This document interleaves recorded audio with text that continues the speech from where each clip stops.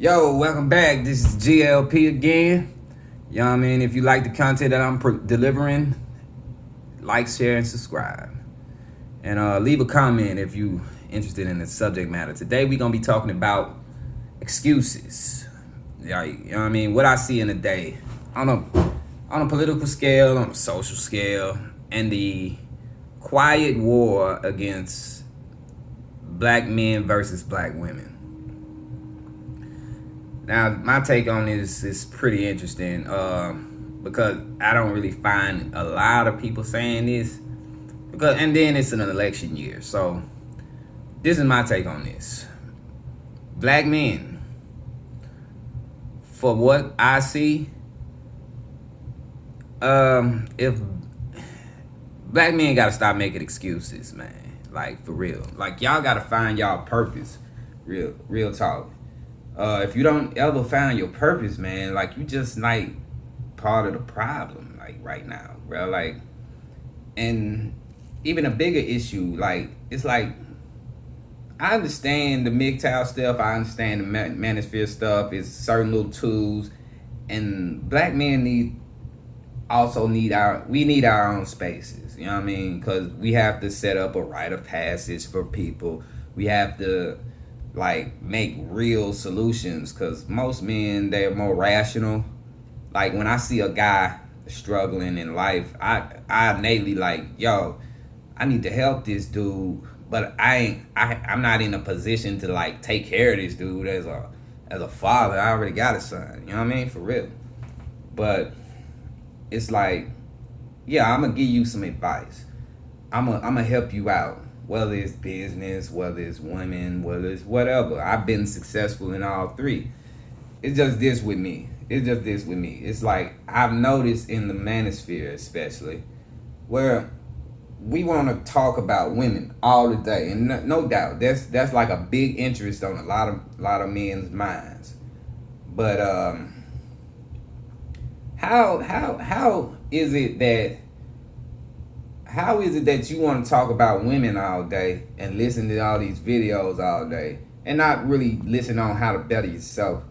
You know what I mean? 90% of your day should be thinking and doing and trying stuff to better yourself. You know what I mean? 90% of your day while you're awake. I say that. Like, you know what I mean? It's something that you could be doing right now that's gonna benefit your culture, benefit your life, benefit you as a person, to make you get to that high value status. And you got to be real about it. It's real easy for a man like me to say, hey, if I didn't go through this with this female, or my last relationship would have went like this, it's real easy for me to say that. But it's real hard for me to say, you know what, I wasn't the man I needed to be in that situation. It's hard for me to say that, but you know what? I have to say that.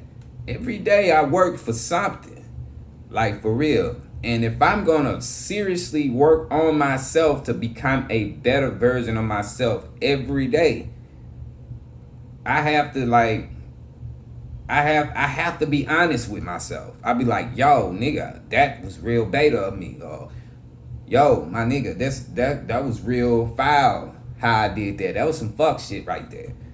You know?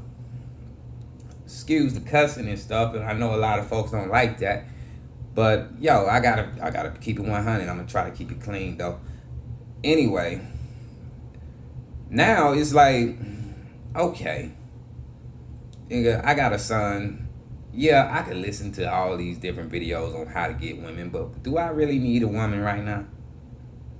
Sometimes it's yes, sometimes it's no. You know, I might have the time for that. Well, this is the type of woman I want. This is the type of job I want. This is the type of thing I want. Once you get on your purpose of what it is, chances are it's not, for the most part, it probably isn't sexual. And I see that same behavior in mainstream media as we transition topics, where everybody, it's real cool to blame slavery right now. And I'm like, yeah, we went through that. I didn't go through that as a young guy. I'm only 36. That stuff happened like years ago. But it happened. I see the remnants of that. I'm from the South. I know the mindset of a person to this day. But ain't nobody saying what my issue is nobody's really talking about how, if you want to blame systematic white supremacy, why don't you blame how we were undermined in Reconstruction? I mean, that's a more effective argument. And if you don't agree, put a comment. Leave a comment. Leave a comment in the description. Enlighten me. Because, yeah, we went through that, but we bounced back. Families was good. Children were good. They had two parents in every household. But why don't you be more clear in saying, hey, when no-fault divorces happened, that's when divorces skyrocketed. Or when the welfare laws got implemented in the 70s and the 60s and stuff like that, that's when a lot of things started to change. We started on a governmental from a governmental standpoint, that's when everything went to hell. That's when everything got incentivized. See, from what I see in this culture today, we want to blame everything. First, we had a culture of no results and E for effort. I don't give no E's for effort. I can't give myself an E for effort. Like, for real. Like, yeah, I finished the degree. Yeah, I did that. That degree means nothing if I don't use it. And I got a business degree. It's like, yeah, I can get all type of pats on the back for even finishing it. But you know what? If I don't use that and use that till its fullest potential, it means nothing. It's nothing but a bill.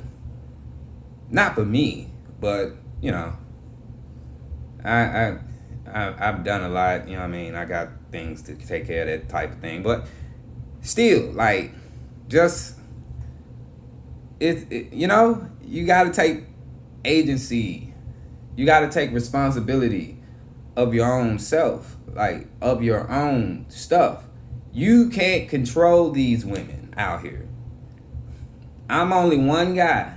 I have to look at what I can control. It's kind of like what Jordan Peterson said. And I listen to Kevin Samuels too.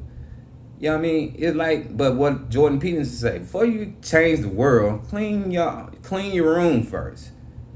And that means fix yourself before you try to fix somebody else. You know what I mean? Now, I'm noticing, not even just on a political standpoint, but on a worldwide standpoint. We all, the Watt video came out, everybody outraged. I'm like, man, why wasn't y'all outraged when Lil' Kim was doing that? Why wasn't y'all outraged when they first started pulling the agenda? Why ain't y'all outraged when y'all go to the Southern Baptist churches and see all these single women that's in everybody's mind? They like, man, it's some nice looking chicks at church, but them the worst kind of chicks to get. Like, why ain't y'all outraged at that? Like, now it done got to this and everybody want to speak out. I'm like, it's been there. But I ain't mad at nobody in they hustle. Like, it's just, you know, like, I'm just like, damn, bruh. Where can we start now? That's the mindset that everybody needs to use. Where can I start with me? That's it. Like, for real.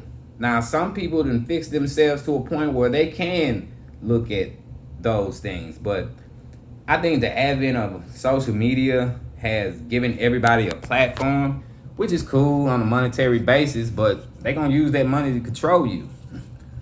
Like, I can start getting paid on YouTube now, and YouTube start tailoring my message. Now, I done quit my job. My 6-figure income is gone. Like, what? Like, now that I'm making 6 figures off this shit, I ain't making shit out this shit right now. But You know, like, take agency and responsibility for yourself. Like, it's like I trade stocks. I've been trading stocks for the last 4 years. I've been trading crypto. I've been buying crypto. I educated myself on finance while educating myself on business, while educating myself on this, and it was hard. It was definitely hard. So I'm not saying that it can't be done, but there are going to be some winners and there are going to be some losers. You're going to lose some shit, but you got to be able to take those losses. And don't get mad at these women. If black women lose, then we lose. Because you know what? That's our counterparts. If you want to look at it as in a tribal aspect, like on a racially tribal aspect. If you want to look at it like that, then that's what it is. But right now, I'm only responsible for me and my son. This is what I'm doing. I want this. I want him to know this. I want to be this. This is what I work for every day.